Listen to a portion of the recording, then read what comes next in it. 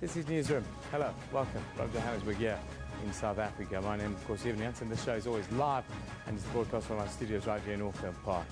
We're also live on YouTube right now with the whole show available later on demand on our YouTube channel. Today, well, Oscar Pistorius' release is now back in the hands of the parole board here in South Africa, and our question to you deals directly with this. What do you think of Oscar's staying in prison for now? At SABC Newsroom, that's where you interact with us and send us your thoughts. We'll also talk to a psychologist a little bit later about his state of mind following the latest goings-on. We'll also look at women with disabilities working within the construction sector here in South Africa, and we close with an update after the train derailment this week in the Northern Cape. Latest news there is that it'll take days to clear the tracks. But first, let's get the day's news from Anine Mal.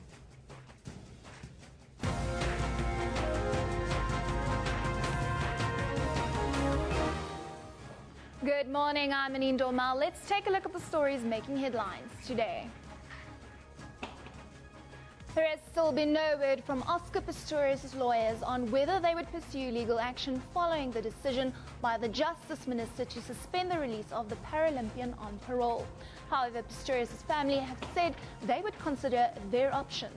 Justice Minister Michael Mashuta has conceded that the parole board erred in its decision to release Pistorius under correctional supervision. Meanwhile, there have been questions around the timing of the decision by the minister to stop the process, but talking to Morning Live earlier, this is what the minister had to say about the timing of the athlete's suspended release. This case does not involve life imprisonment, so ordinarily it wouldn't have reached my desk, save for the fact that the matter was brought to my attention in the manner that it was. The Progressive Women's Movement of South Africa will brief the media today. The organization had petitioned the Justice Minister to suspend the release of Oscar Pistorius on parole. Minister Michael Mashuta intervened because the decision to release Pistorius on correctional supervision tomorrow was taken before he had served 1/6 of his sentence. It's been a deadly 24 hours on South Africa's roads. In the early hours of this morning, 5 people died in a collision on the R21 near the Nalmepius Drive off-ramp south of Pretoria. And in Mpumalanga, 6 people have died and 6 have been injured in a taxi accident. The accident happened on the N4 just outside Nelspruit. In the Southern Cape, Transport MEC Donald Grant will head to George this morning after several buses were torched close to the area yesterday. 5 buses were set alight as disgruntled taxi operators demanded a review of the new Go George bus system. Police are maintaining a strong police presence in Thembaletu near George following the widespread violence. An interministerial committee on visa regulations will meet today. The committee is set to deal with what President Jacob Zuma has called unintended consequences of controversial new measures. The Home Affairs Department has come under heavy scrutiny and indications that tourism has taken a major knock. The measures have been Tourism Minister Derek Hanekom and Home Affairs Minister Malusi Gaba clash in public. No one has claimed responsibility for a powerful car bomb that has rocked the Egyptian capital of Cairo. The blast outside the state security building wounded 6 policemen. And in the United States, more racial unrest has erupted in St. Louis in Missouri. This after police killed a black man who they say pointed a gun at them. This has recalled racial tension sparked by the killing of the unarmed African-American teen, Michael Brown. Well, remember, you can find all of those stories on our Newsroom Facebook page. Just search for SABC Newsroom. You can also follow us on Twitter at SABC Newsroom. Evan, over to you. Thank you very much, Anine. Now, the date of Oscar Pistorius' release under house arrest is now, well, again, in the hands of the Parole Review Board. This after an earlier decision by the Correctional Services Parole Board to release Pistorius on correctional supervision has been suspended by the Minister of Justice and Correctional Services. Earlier this week, the Minister received a petition from the Progressive Women's Movement of South Africa wherein they expressed their opposition to the imminent release of Pistorius. Now, to talk to us about the latest developments within the legal framework, I've got law expert Alton Hart from the University of Johannesburg's Law Clinic. Just made it this morning, Elton. Nice one. Morning, Evan. Thank you. Tell me quickly, what's your reaction to what's gone on this week? It looks a little bit knee-jerk, doesn't it? It does look a little bit, and to the general public out there, it looks like, okay, now there was some political interference in the judicial process, but what a lot of people don't know is that the parole board is like performing an administrative function, and they do fall under the executive branch of government, and the minister was well within its rights. The only problem is that why did the minister leave it for so late? 2 days before Oscar needs to be released, he comes out in public and say, okay, right now they're going to ask for a review. So that's most probably the only problem that I have with what the minister did, because this thing was done or decided on long ago. The minister had ample time to actually just say, no, he didn't fulfill the criteria. I want you guys to review his application at a later stage. That's what the minister had to do. We heard in an interview the minister said that the stuff that comes over his desk mostly are life sentences and that sort of thing, and this wasn't one of them, and that's why it didn't come over his desk in due course. What do you think of that? I'm not too sure about due course. This case has been in the media. The media has been reporting since the parole board made known. And I don't know that there's any person in this country that didn't know that the release date for Oscar was on the 21st. Twitter was going on about it. Yeah. So for me, and because it's a high-profile case, I think, and because of the uproar and it's Women's Month, I think there's some inclinations that one can draw from this. And for me, it's just like the process. I'm not too comfortable how it happened, but it happened.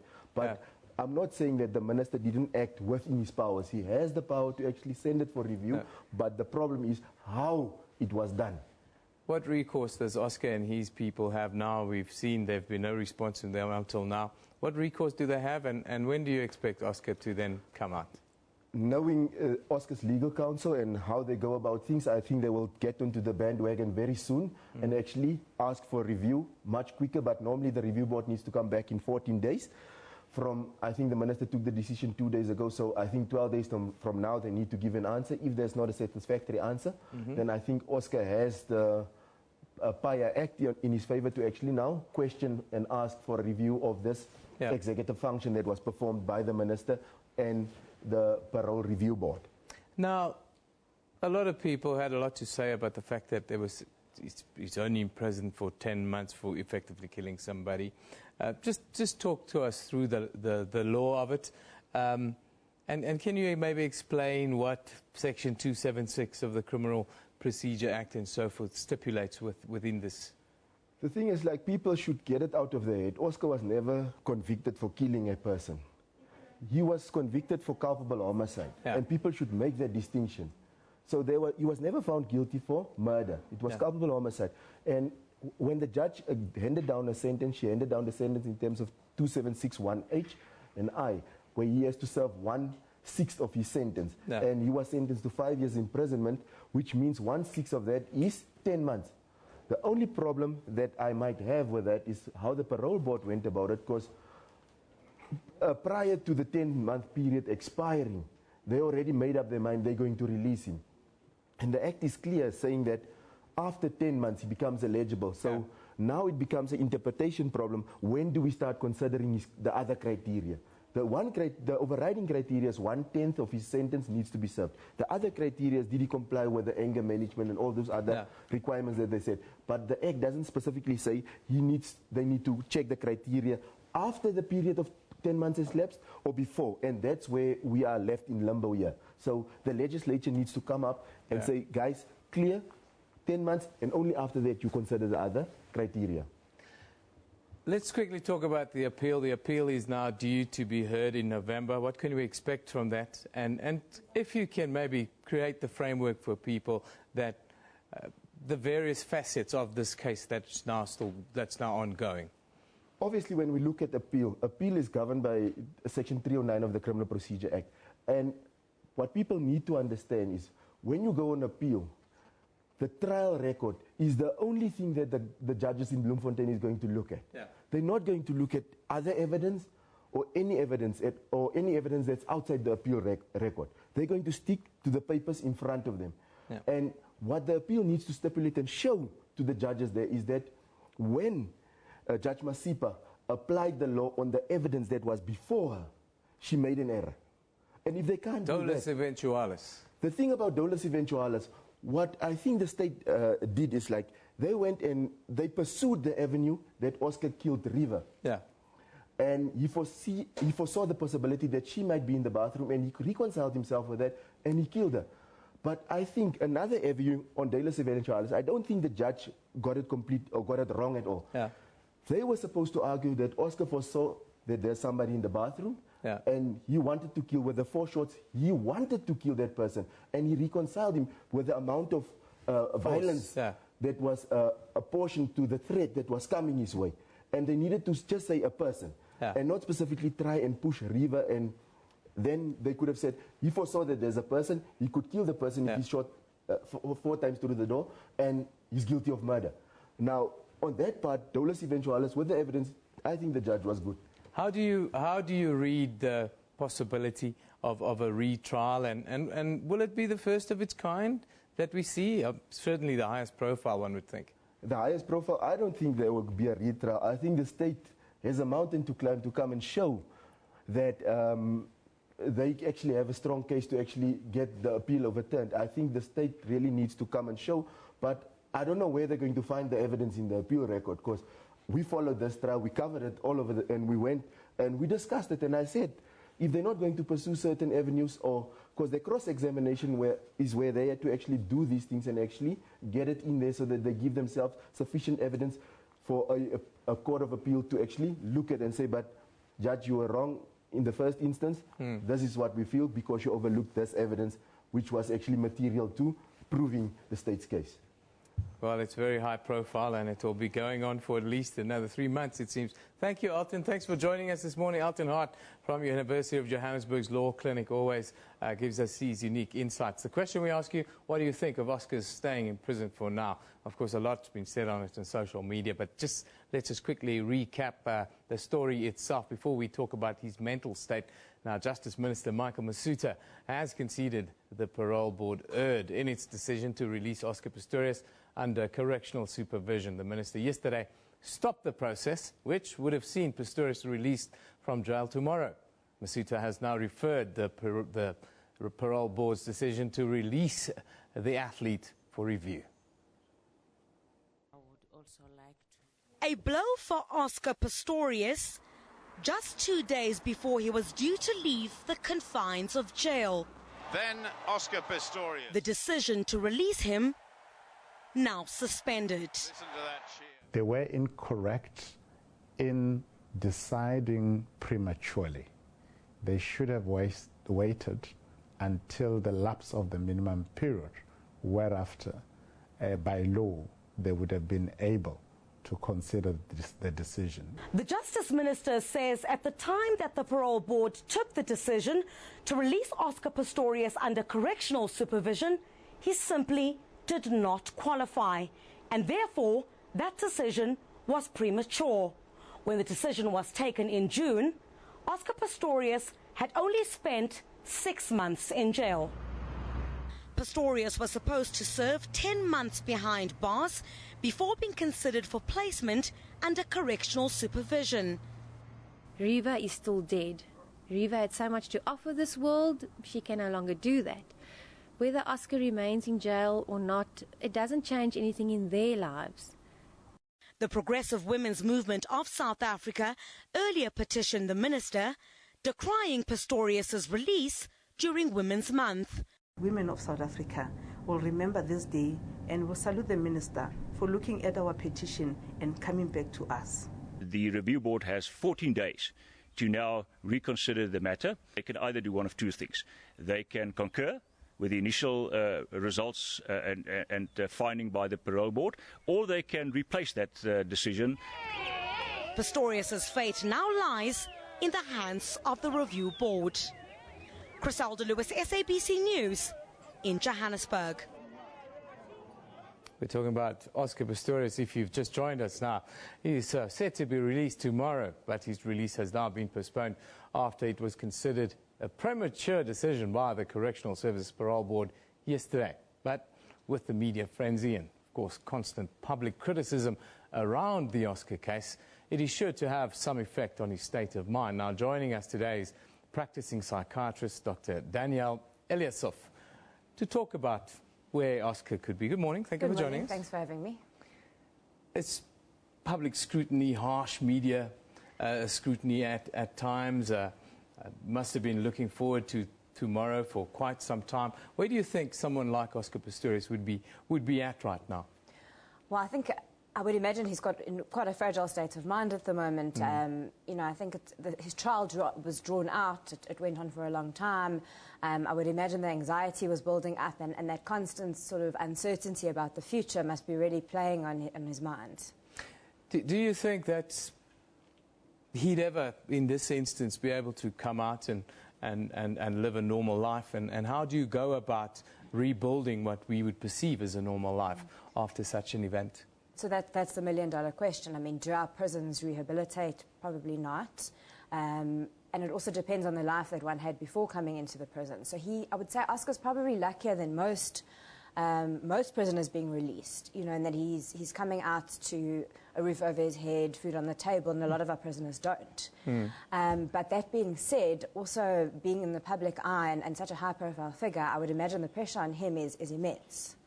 You know, that everyone's sort of a judge of him, and we all feel entitled to our opinion. Yeah. And that's, you know, that's not something that the general public consider in their mind, you know, the effect on that individual. Do you think he'd be able to come out and be a rehabilitated individual, considering the kind of scrutiny and pressures that we know he'll be under? We've seen even during the trial he's had some relapses in nightclubs and so forth with people and unsavory characters where he shouldn't have been. Do you think 10 months in a correctional facility will rehabilitate him? No, I don't think it's going to rehabilitate him. I think it's going to be up to him if in his mind he wants to change the way he's living his life, or, you know, change the way he copes with situations. I think it's going to be up to him to seek that help. I don't think being in prison is going to be the reason that change comes about for him. So it's possible that he will change, but I don't think we can give prison the credit for that. Change normally comes from a condition where you get into a position where you need to change. That's the only time really when human beings change. Do you think this significant emotional event that he's gone through would bring him to that point? Well, one would hope he has the resilience to bounce back from this, and that he does, you know, maybe has used this prison time to reflect and maybe address some of these issues. But again, it comes down to the resilience of the individual, and there's a lot more factors involved. You know, sort of his pre-prison personality and his upbringing. I think that's actually the biggest factor for him in just moving forward. What about things like now that you've kind of, your bubble's been burst by life, really? How do you redeem yourself? How do you forgive yourself? Can you? So I think, I mean, obviously not having, you know, interviewed Oscar myself, but I'm just sort of hypothesizing in my own opinion. In terms of athletes, I mean, they live very lonely lives, and they live very high-pressure lives, and it's almost like your sport then defines you and who you are, and your self-esteem, your self-worth is very much tied up in that. Yeah. Being Oscar Pistorius, the runner, the high-profile legend, if that's taken away, I don't know what we're left with. You know, do you think there's a risk for depression and suicidal thoughts and that kind of thing, and by proxy of that, still remaining a danger not only to himself but to those nearest and dearest to him? I think mostly to himself. I mean, I would be, you know, worried as to, I think if one defines oneself in terms of one's sport and one's standing in sort of, you know, social media and public eye, and that's stripped away from you, it's almost like your very being has been changed, your whole identity has been changed, and to cope with that is very difficult in the best of cases. Never mind when you've got all, you know, financial worries, I'm sure, you know, so he's really got a lot on his plate at the moment. Do you think he'll ever compete at top-class athletics again, and that mentally he'll ever be able to achieve those heights again? I would hope so for him, but it would be extremely, extremely difficult. I mean, you know, again, the mental aspects of the sport cannot be underestimated, and what he's been through, you know, emotionally and psychologically is immense. It's huge. Well, thank you for joining us. Dr. Daniel Eliasov is a practicing psychiatrist talking to us about Oscar, his state of mind, this real significant emotional event that he's gone through. How will it affect him? Well, I suppose time will tell is the old journalistic classic that we will see. Now, of course, everyone seemed to have had an opinion over the last 2-3 years around Oscar. Let's have a look now, after this latest development, what you guys have been tweeting about, what you've been talking about on social media. Here we have one from Dr. Maxwell Langa, who says, personally, I think the minister is just trying to buy face, # Oscar Pistorius. Does he personally oversee to all other parole decisions? Apparently, Dr. Maxwell, he said, only those that deals with life sentences. Lebogang Ramobo says, driving past Hosimampura this morning, I see media houses still camped outside. Guess a lot can still happen by the end of the week. It usually does, yes, it usually does. Komikana Makwela says, we knew the day he was sentenced that he is going to be released this month. We speculated that he was going to be released 1/6 of the sentence. Now, Professor Jonathan Moyo says, bravo to Comrade Masuta for blocking, at least for now, the release of Oscar Pistorius from jail where he belongs. The action feels naturally just, he says. What do you say about that? What are you thinking about that? Now, of course, our question of the day is regards to Oscar Pistorius. Just flip the question up before we conclude the matter. There you have it. What do you think of Oscar staying in prison for now? At SABC Newsroom is where you send us, send us your thoughts on it. We'll put it up maybe a little bit later or even tomorrow, because I'm sure it'll still be a talking point tomorrow. But let's move on and have a look now at our picture of the day. This one comes from Werner Vermaak. It's captioned, 3 more buses while alight near Garden Route Mall in George. Apparently people are urged to avoid the area. There you have that frightening picture of a bus being set alight. Yeah, we've been running several reports on that.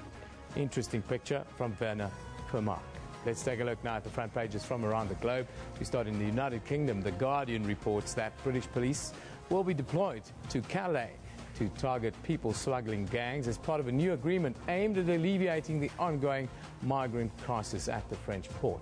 Move to China. The South China Morning Post says the hunt for the Bangkok bombers intensified last night after Thai authorities issued a formal arrest warrant for an unnamed foreigner and placed 2 other suspects on the wanted list. Finally, in Israel, the Jerusalem Post reports that the High Court of Justice ordered the release of Palestinian prisoner and hunger striker Muhammad Alan from his administrative detention last night due to his deteriorating medical condition, including the revelation Wednesday afternoon that his brain had been damaged.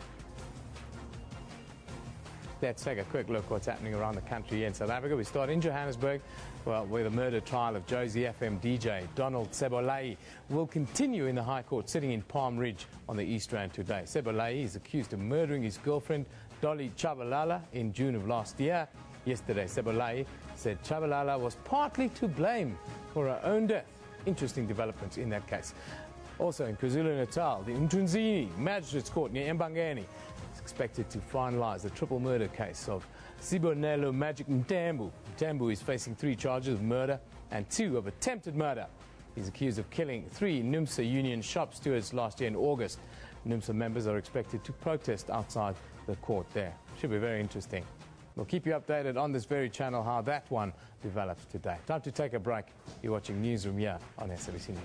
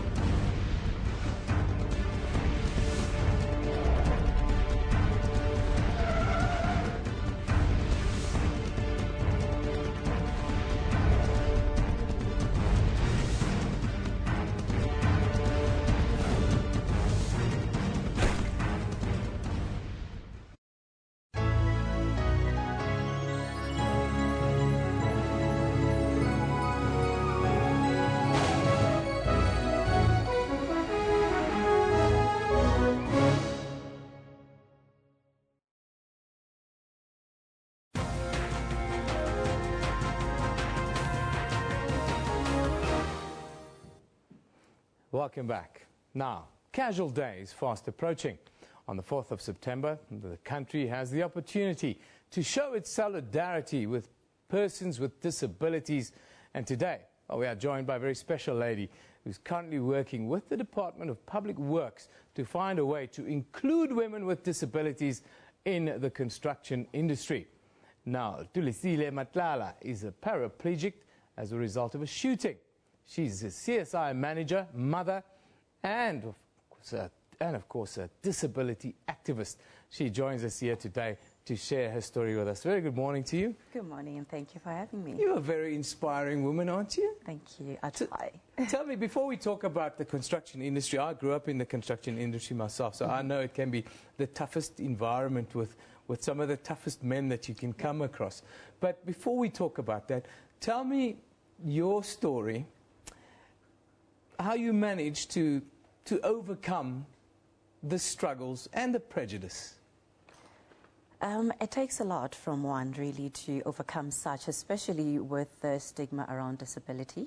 And our society also just not have been sensitized enough. For me, it was mainly support from my family, support from my loved ones, and my community. And as a result of their support, I was able to pick myself up and say, I need to do something with my life. And let me not lie, I did go through depression. I did go through a stage where I wanted to give up in life. But I had to go through what I call a mental spring cleaning, where I had to decide what I do with my life. And as a result, I was able to deal with the prejudice and also have an opportunity to educate people about disability. Oh, that's fantastic. I love that, because, you know, in life we all go through tough periods.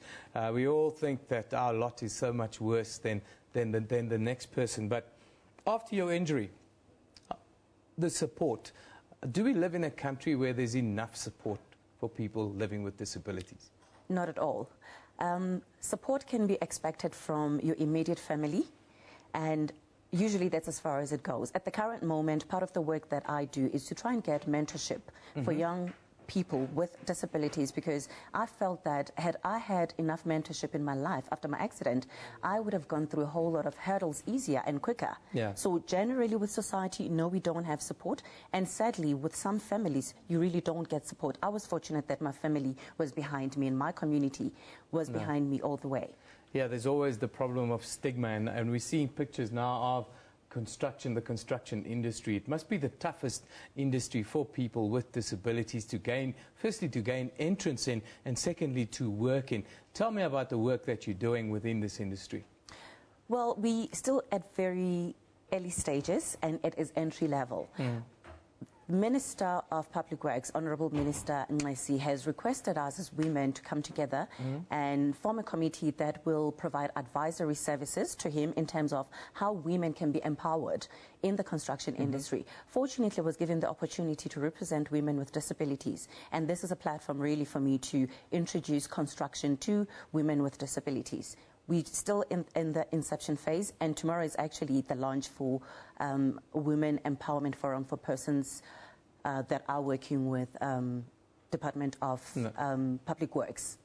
What do you foresee as the main challenges, I think, that people with disabilities will be facing upon entering this very, very toughest of all industries?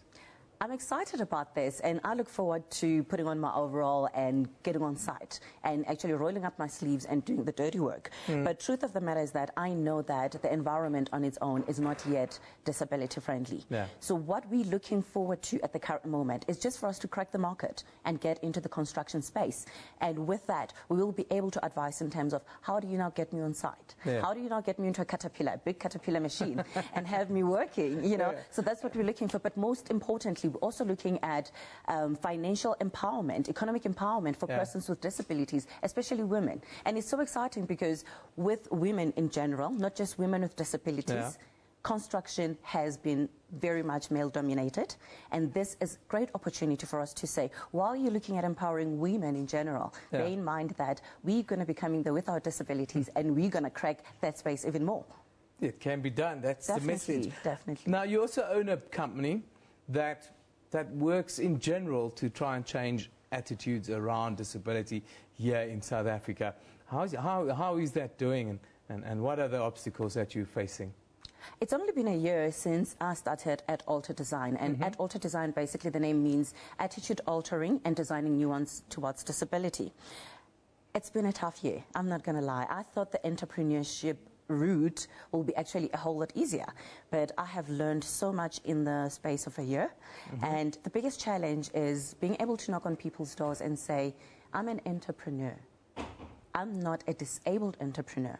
Because sadly, the moment they see your disability, they expect you to give freebies. There's prejudice. There's prejudice. Absolute so prejudice. What you need to do then in that space is just try to encourage people to say, like any other entrepreneur, equally I am that. Do not look at me as a disabled entrepreneur. So what we try to do in that space really is to bring government departments, the corporate sector, together to say, we're still battling to mainstream disability. Can we work together? Can we assist you as the disability sector in terms of how you go about employing persons with disabilities, how you incorporate the disability policy into your entire policies as a company? And in that way, we're able to sensitize people as to how persons with disabilities in the workplace can be accommodated. We provide training in terms of reasonable accommodation, also in terms of infrastructure accessibility. So that's what we try to do. But first, it starts with the mindset. The moment somebody understands why they need to do that, they are able to then say, I know why I need to offer this type of opportunity in my company. In conclusion, tell me about your involvement with Casual Day. It's the 4th of November. I love the slogan here on your shirt. It says, spring into action. Yes. And I love what you said earlier. You have to kind of spring clean your mind in order to overcome this and to be able to move forward. Casual Day. Casual Day. I'm an ambassador for Casual Day, second year running. That's why I've got 2 badges. And mainly Casual Day is about raising funds. It's the biggest fundraiser in the disability sector. It is a flagship program of the National Council for Persons with Disability. And on the day, this year, the 4th of September, which is the first Friday of every September every year, what we do, we raise awareness around Casual Day in terms of how people can partner with us in raising funds for the project. How we raise funds, 10 Rand a sticker, you get your sticker for 10 Rand, and that's all you need to do. Then you participate. Our theme for this year is mint green, which is why I've got this t-shirt on to show what we're going to be showcasing this year. We've got other merchandise. We've got caps, we've got hats, we've got calendars, which we provide to corporates and all other people. And the one thing that I want to emphasize about Casual Day is that we work with beneficiaries, and our beneficiaries assist us in terms of getting the stickers into the public. We've got 500 organizations, local organizations, that we work with, and people can go purchase them at their local organization. Adcon is our main sponsor, and with that being the case, you can get your stickers at your Adgos and all the Adcon stores. Added to that, you can get them at Game, at ABSA. But for this year, spring into action with us, and let's support Casual Day. Spring into action on Casual Day, the 4th of September. You're an absolute dynamo. Thank you very much for coming and bringing this wonderful positive spirit and energy to us here at Newsroom this morning. Thank you. Tulisile Matlala, Inspiring Women. Casual Day, don't forget it. It's on the 4th of September here in South Africa. Buy the sticker. Let's support. And let's try and be less prejudiced if we can, South Africa. Now, about 175,000 South African men and women are cheating on their partners, and they may have their details exposed shortly. This after a hacker group hacked adultery website Ashley Madison. Are you on this website? Well, you better be worried. They're starting to let the names out, but of course quite a stir on social media. Let's have a look at some of the tweets that have been coming in. Nandish Chodani says, Ashley Madison data threatens marriages and reputations. As they say, life is short, have an affair, is what the tagline says on the website. Ana Chinko Chinko says, I feel bad for the non-adulterous parties affected by Ashley Madison leaks, publicly humiliated because they loved and trusted a spouse. Shame, says Ana. Cruz says, can someone just publish a list of politicians who don't have Ashley Madison accounts? There's going to be a lot of fun around this one, I think, but it's really affecting people's lives. Christy Jones says, heart goes out to spouses of outed Ashley Madison users. You don't deserve to have your heartbreak and trauma treated as a spectator sport. Absolutely. Then, Hetty says, I like how the hackers are deeming Ashley Madison as immoral, yet they are the ones that are breaking the law. Yes, there's a difference between ethics and morality, I suppose. But let's move on. 175,000 adulterers on Ashley Madison in South Africa alone. That's a huge number. Now, let's take a look at what's happening on Newsroom's Facebook page today. A diplomatic row is brewing between South Africa and Russia over a decision by Moscow to reciprocate controversial visa regulations. South Africa is offering all business people from Russia, Brazil, India, China, member countries 10-year visas, but Russia will not relax their visa regulations. Then the United Nations is reeling under fresh allegations of rape against UN peacekeepers in the Central African Republic. And as the United Nations marked World Humanitarian Day yesterday, the scale of disaster and need of aid in several hotspots were brought sharply into focus. For more updates and news, of course, you can go to our Newsroom Facebook page. Just like the page and you'll get the updates all the time. All the latest goings on all around the world. We try and stay on top of it, put it on our Facebook page. You can also get more details, some video clips and all that sort of thing right on there. Time for us to take another break. You're watching Newsroom here on SABC News.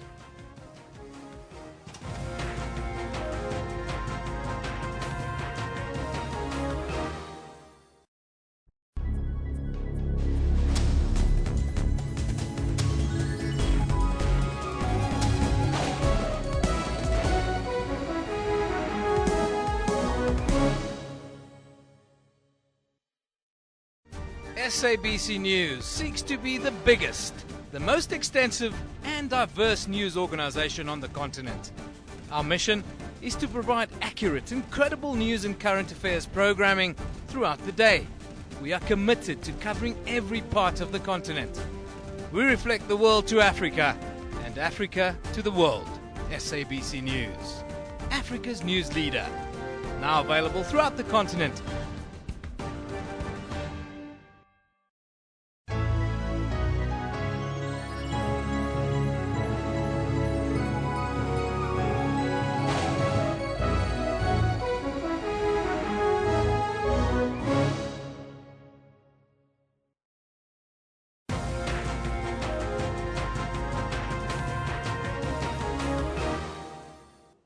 Welcome back. You're watching Newsroom on SABC News. Let's take a look at the stories making headlines today.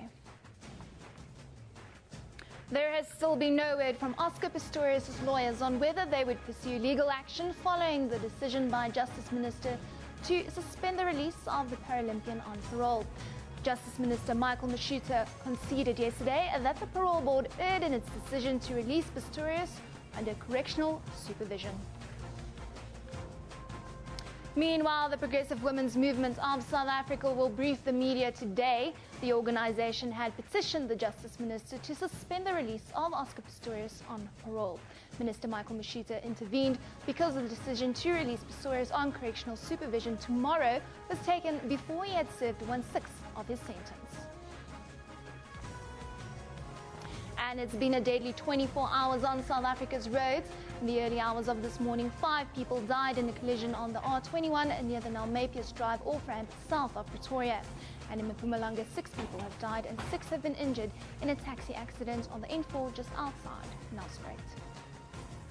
Remember, you can find all of those stories on our Newsroom Facebook page. Just search for SABC Newsroom. You can also follow us on Twitter at SABC Newsroom. Evan, back to you. Thank you, Anine.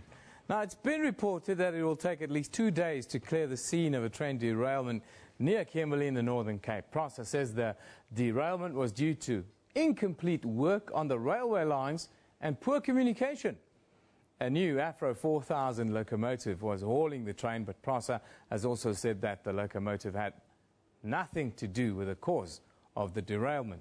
At least 12 people, including some foreign tourists, were injured in the accident.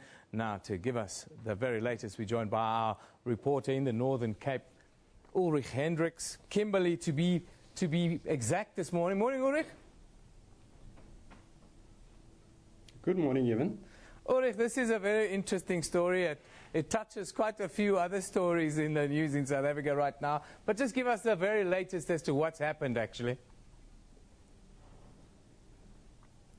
Well, at the moment, I received a briefing from PRASA spokesperson Tutazeli Swart about 30 minutes ago.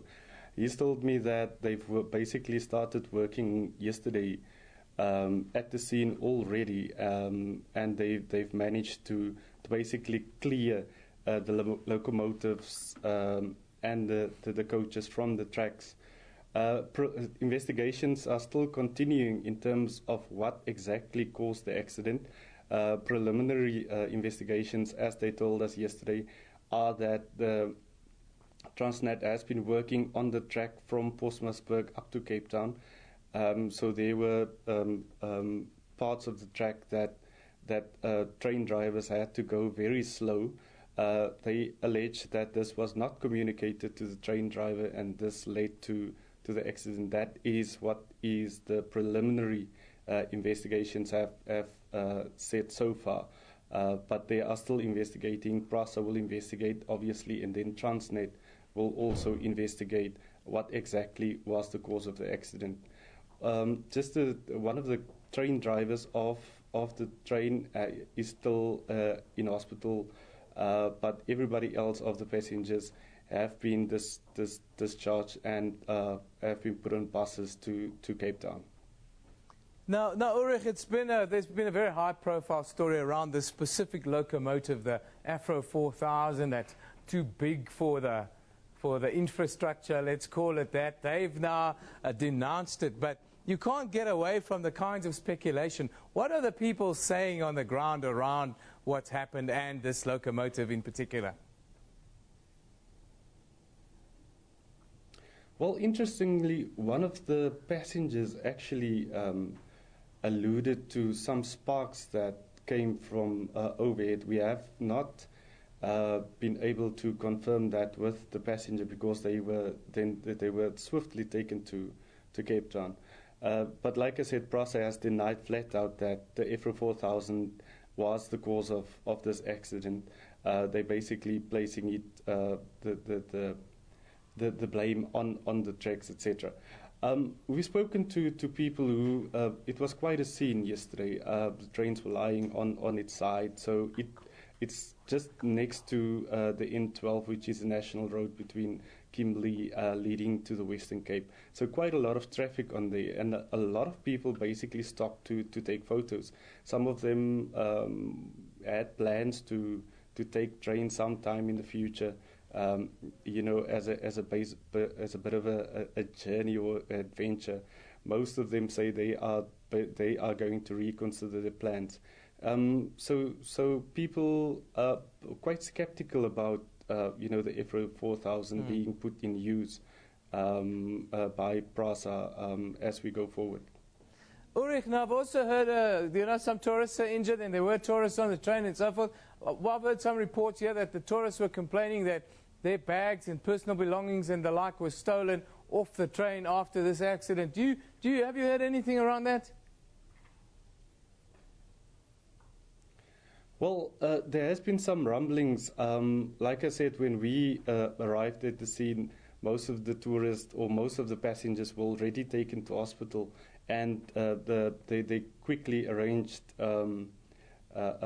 buses for the other passengers. So there might have been some misunderstanding or something to that effect, but there has been some rumbling about that, but we can't really confirm that. It might just be that some of the luggage will reach them at a later stage.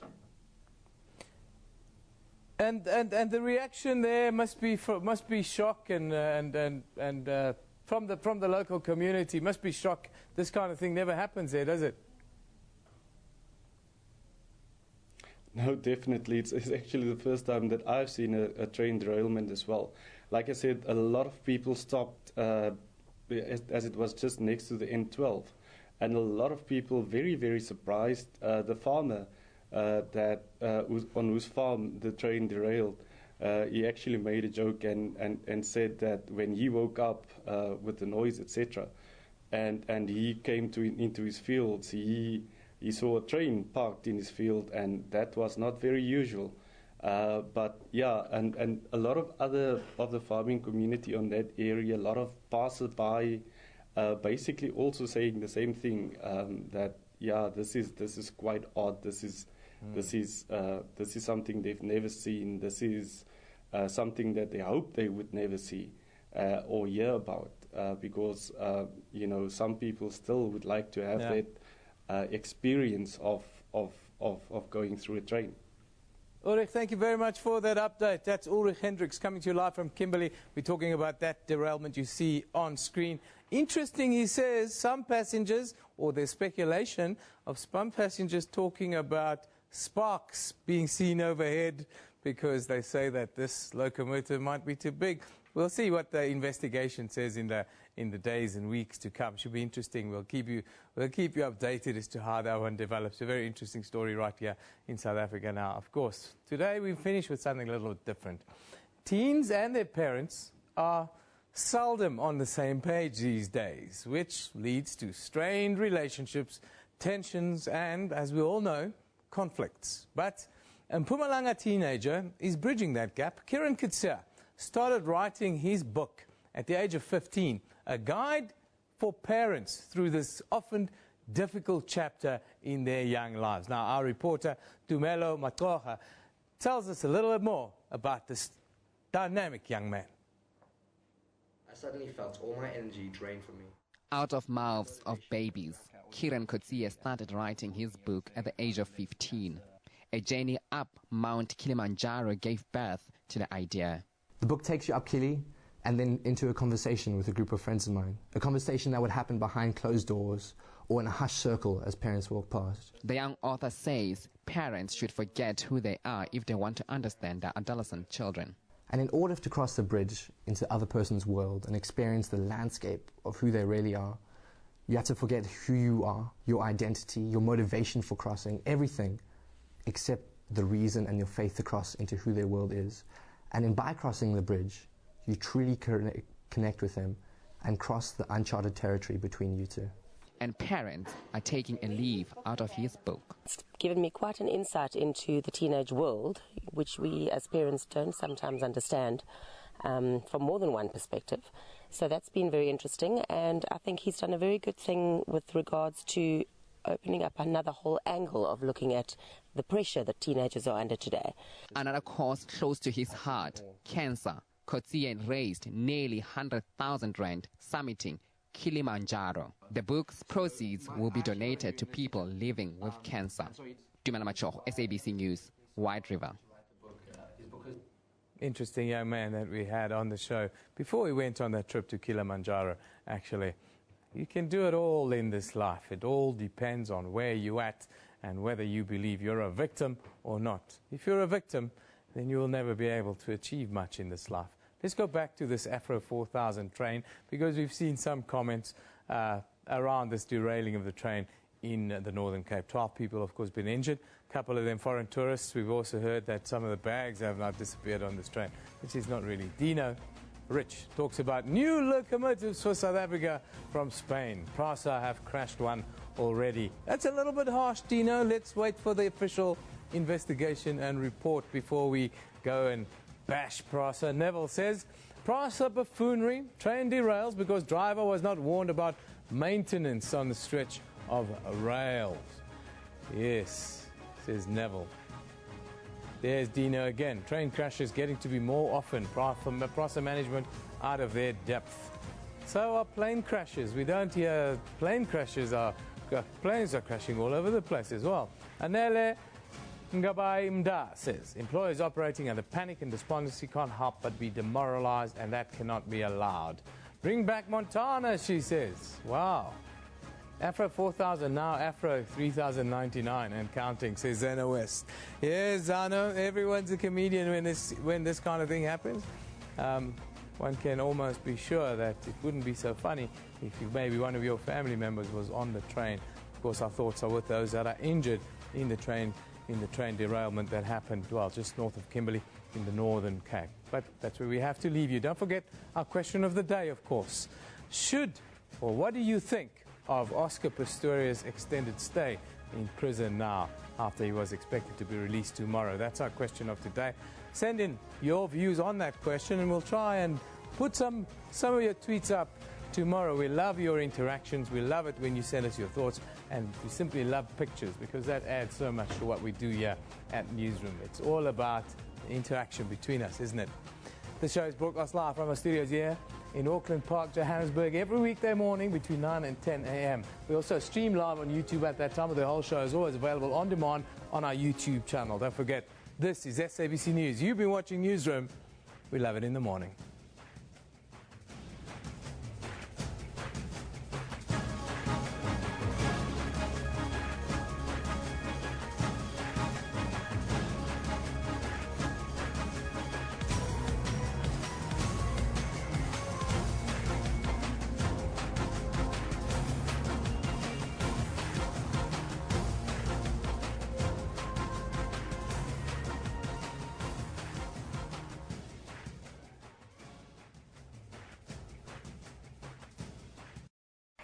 was granted a tariff hike of 12.7%.